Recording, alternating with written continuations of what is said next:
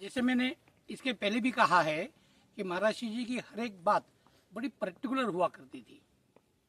जो चीज़ जैसी है वैसे ही है, जो जैसी चाहिए वैसे ही चाहिए। इस विषय में मैं आपको और एक बात बता दूं कि महाराज श्री जी के साथ हम प्रवास में थे, मैं खुद था, और महाराज श्री जी का खाना बनाने की जिम्मेदारी मुझ पर थी। महाराज श्री का मुक्काम हुआ था कराड़ में। जगताप साहब ने अग्निहोत्र हाउस बनाया था और उसका उद्घाटन करने के लिए महाराज श्री जी पधारे थे। पूना से लेकर हम निकल गए कराड़ के लिए। हम पहले जाके पहुंचा करते थे क्योंकि स्नान की तैयारी, कपड़ों की तैयारी और बाद में खाने की तैयारी, यह हमारा एक कर्म हुआ करता था। हम हमारी गाड़ी लेके पहले पहुंच गए थे और मैंने जब दूध गर्म करना या खाना बनाने की कुछ बातें शुरू कर दी, जब ध्यान में आया कि जो चिमटा होता है गर्म बर्तन उठा के रखने के लिए, जो चिमटा होता है वो चिमटा हम पूना में ही भूल के आए थे। चिमटा साथ में था नहीं। वैसा अगर हम कह देते तो वो जगताप साहब या बाकी के बहुत सारे जो लोग थे, कोई भी भाग दौड़ के जाता था बाजार में और चिमटा लेके आता था, लेकिन उसकी इजाज़त नहीं थी।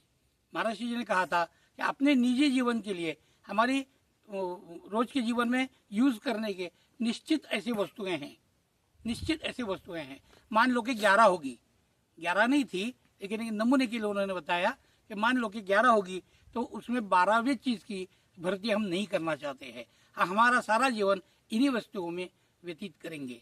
तो वहाँ से कराड़ से फिर हम सांगली गए, सांगली से फिर 1-2 गांव गए थे, वापस कराड़ आए थे और वापस कराड़ आने के बाद फिर पूना निकल गए। दूसरे दिन पूना पहुंचने तक खाना बनाते समय जितने भी बर्तन गैस से नीचे उतारना या दोबारा गर्म करने के लिए गैस पे रखना है, इसके लिए पेपर जो होता है न्यूज़पेपर, उसके टुकड़े करके रखे थे, उसी से बर्तन उठाते थे, उसी से सारी चीज़ें गर्म करते थे।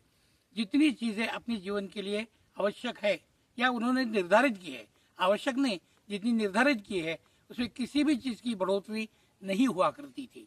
मान लो गैस सुलगाने के लिए लाइटर है, अगर वो लाइटर खराब होता है तो फेंक दिया और बाजार में जाके दूसरा लेके आए, ये नहीं होता था, इसकी इजाज़त नहीं थी।